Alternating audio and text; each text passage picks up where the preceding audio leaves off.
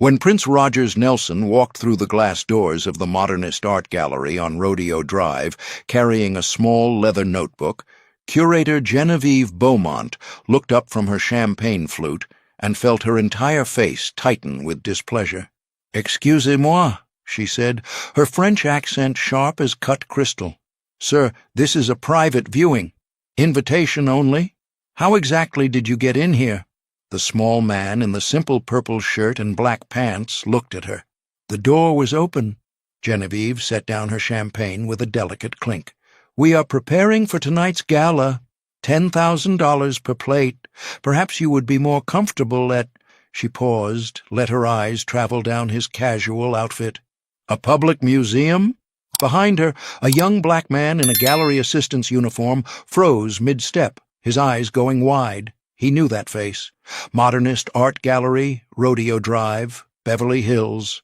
Thursday, September 2013, 2:30 p.m. 3 floors of steel and glass, white walls, polished. Concrete. Art worth millions. Today, setting up for the Contemporary Masters Gala, $10,000 plate, $50,000 minimum to leave with a painting. Genevieve Beaumont, 45, French. Sorbonne educated, married to tech billionaire, wore Chanel to work. She prided herself on spotting serious collectors the moment they entered. The man who'd just walked in? Not a serious collector. Simple purple shirt, black pants. No jewelry except small silver bracelet. Platform shoes, hair in ponytail, small leather notebook, the kind artists used for sketching. Genevieve's thought. Artist seeking representation, or fan who got past security. "Sir," she walked toward him, "this is invitation only. I'm going to have to ask you to leave."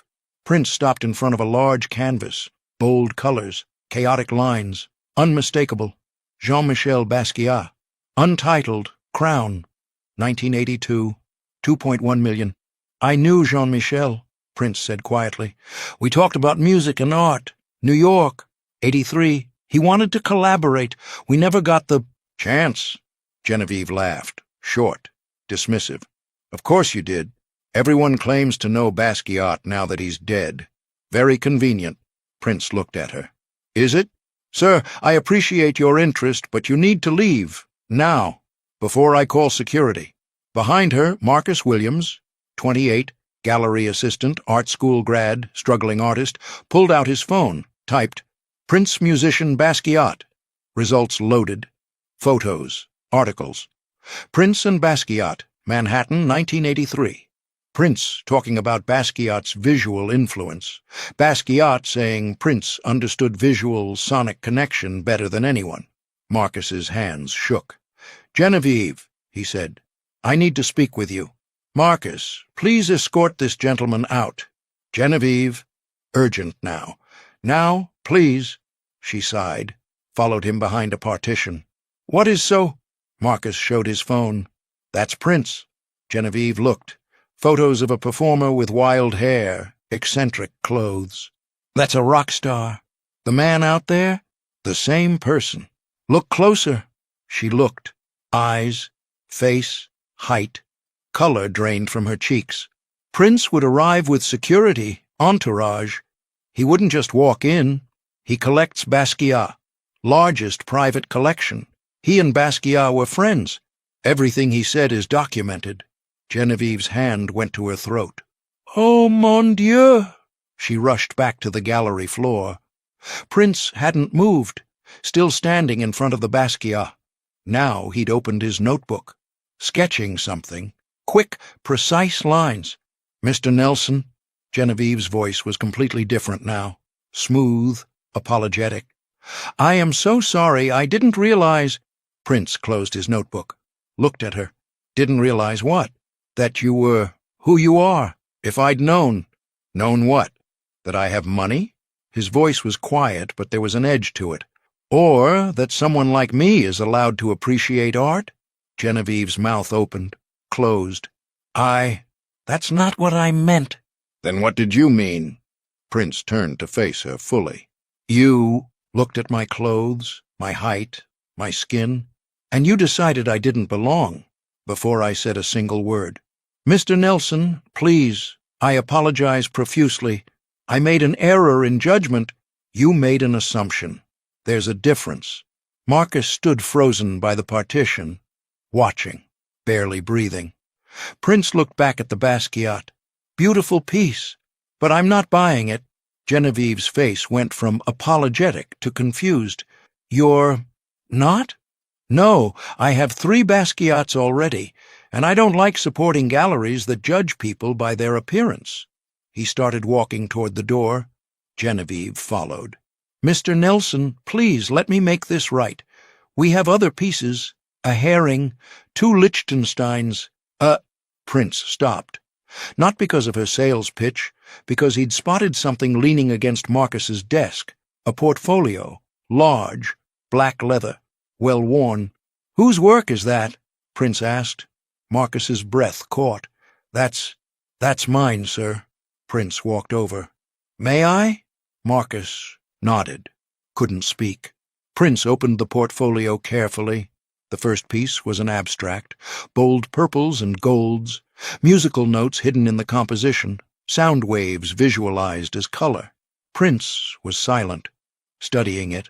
The second piece, a portrait, jazz musician, face fragmented like cubism but emotional, raw.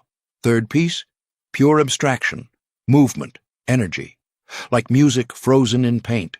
Prince looked through all 12 pieces, slowly, giving each one full attention. Finally, he looked up at Marcus. "These are incredible." Marcus's eyes filled with tears. "Thank you, sir. You made these?" "Yes. I'm trying to get a show, but—" He glanced at Genevieve. "It's difficult." Genevieve stepped forward. "Marcus is very talented, of course, but he's just an assistant. We don't show emerging artists here. Our collectors expect established names." Prince closed the portfolio, looked at Genevieve. "You represent him?" "He works here, but no, we don't formally—" "Then I'll buy his work." Prince turned to Marcus. "All of it. How many pieces do you have?" Marcus couldn't breathe. 12. "But, sir, they're not for— How much would you need to quit this job and paint full-time? For a year?" Marcus's voice came out as a whisper. I don't know. Maybe 60,000? To cover rent and supplies and—" Prince pulled out a checkbook. Actual paper checkbook. Started writing. $100,000. That's 2 years. Paint full-time. Create what you need to create. Then we'll do a show." "A show?" Marcus was crying now, not trying to hide it. "At Paisley Park, my studio in Minnesota. We'll bring in collectors, press, give you a real launch." Prince tore out the check, handed it to Marcus. Marcus stared at it. $100,000, made out to Marcus Williams, signed Prince Rogers Nelson in neat handwriting. "I can't. This is too much." "It's not enough," Prince said, "but it's a start. Art matters, Marcus. Your art matters. Don't let anyone tell you it doesn't." "Just because you're not famous yet," he looked at Genevieve. "Maybe judge art, not the artist's clothes, or skin, or background." Genevieve's face was red, couldn't meet his eyes. Prince turned back to Marcus. "I want all 12 pieces. I'll send someone to pick them up tomorrow, and I want to see what you create in the next 2 years. Deal?" Marcus nodded. Still couldn't speak, just nodded. Prince shook his hand. "Keep creating, Marcus. The world needs what you have." He walked toward the door. Genevieve found her voice. "Mr. Nelson, please, I truly apologize. Can we start over?" Prince stopped, didn't turn around. "I don't need to start over. I got what I came for." He left. The glass doors closed behind him. Marcus stood there, holding a check for $100,000, staring at it like it might disappear. Genevieve sank into a chair, pulled out her phone, started typing an email to the gallery owner. Subject: "We just lost Prince as a client." Marcus stood in the gallery holding the check, $100,000. He'd been making $32,000 a year as an assistant, working 50-hour weeks, hanging other people's art, watching collectors spend millions while his own work sat in a portfolio under his desk. Now this. Genevieve was on her phone, pacing, speaking rapid French to someone, probably the gallery owner, probably explaining how she'd just insulted and dismissed Prince Rogers Nelson. Marcus looked at her, really looked at her. For 3 years, he'd watched her fawn over wealthy collectors, kiss up to tech billionaires who knew nothing about art but had money to burn, treat working artists like servants. He'd stayed because he needed the job, needed the proximity to the art world, needed the hope that someday, somehow, she'd give him a chance. But Prince had given him something better, not just money, permission. Marcus walked to Genevieve's desk. She was still on the phone. He waited until she looked up. "I quit," he said quietly. Genevieve covered the phone. "Marcus, not now. I'm dealing with—" "I quit. Effective immediately. You can mail my last paycheck." He went to his desk, started packing, his portfolio, his notebooks, personal items. 3 years of working here fit in one cardboard box. Genevieve ended her call. "Marcus, you're being emotional. That check might not even clear." "It'll clear. You can't just throw away your career on—" "My career?" Marcus looked at her. "I don't have a career here. I hang your art. I smile at your clients. I make coffee. That's not a career. That's servitude. You've learned from the best. I've learned that people like you look at people like me and see servants, not artists. Not equals, just staff." He picked up his box. "Prince saw my art for 5 minutes and saw more potential than you have in 3 years. That tells me everything I need to know." He walked out, didn't look back. 3 days later, Prince's assistant arranged pickup, sent contract. Terms. Prince owned 12 pieces. Marcus kept reproduction rights. $100K was a grant, not a loan. No repayment. Note, create freely. The market doesn't dictate your worth. P. 1 week later, check cleared. Student loans paid, $28K, 6 months rent, $9K. Art supplies, $3K. Savings, $50K. Living expenses, $10K. First time since art school, he could just create. Year 1, 2014. Marcus painted daily, 6 to 8 hours.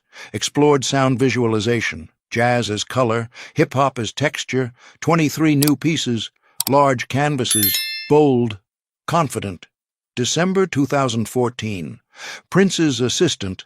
Bring 5 pieces to Paisley Park. Marcus flew to Minneapolis. First time on a plane in 3 years. Paisley Park. Purple building. Legendary. Prince met him in a gallery space. Studied 5 new paintings. Silent. Finally, "You've grown. These are stronger, more confident, because I have time to experiment, to fail and try again." Prince nodded.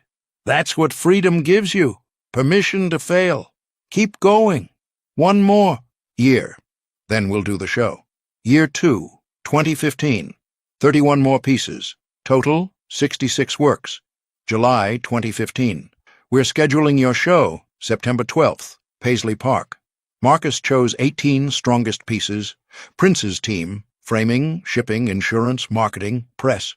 Marcus helped install. Watched his work fill Paisley Park's walls.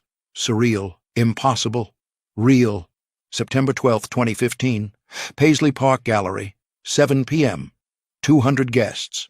Collectors from New York, L.A., Chicago. Gallery owners, art critics, musicians, Prince's friends and collaborators. Marcus wore a suit, his grandmother's favorite. She'd passed last year. Never got to see this, but he felt her there. Prince opened the show with a speech, short, direct. 2 years ago, I walked into a gallery in Beverly Hills. I was judged before I spoke a word, but I also discovered an artist named Marcus Williams.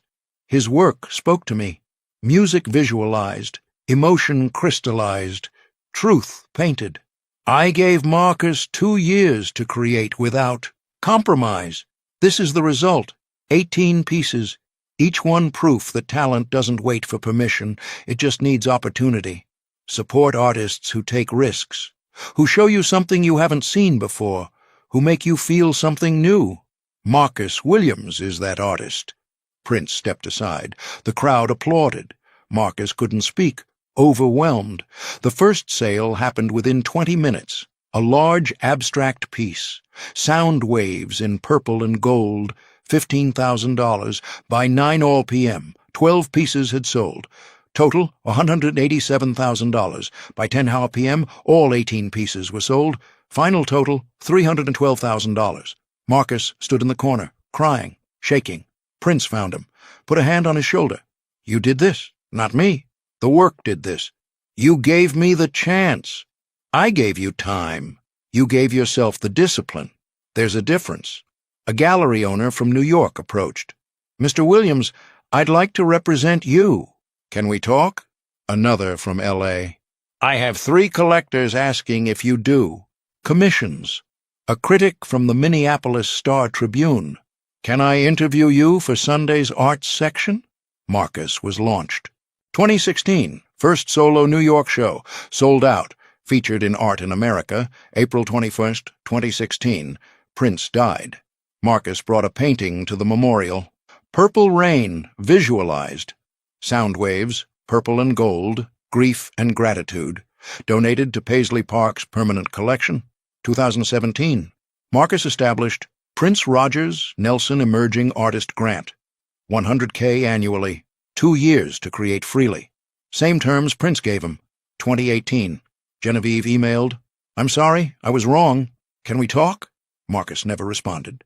2024. Marcus, 39. Established artist. Work sells for $50K per piece. Teaches at UCLA, art and social justice. First day, he tells the story. Beverly Hills Gallery, purple shirt, $100K check. "Prince saw my work for 5 minutes.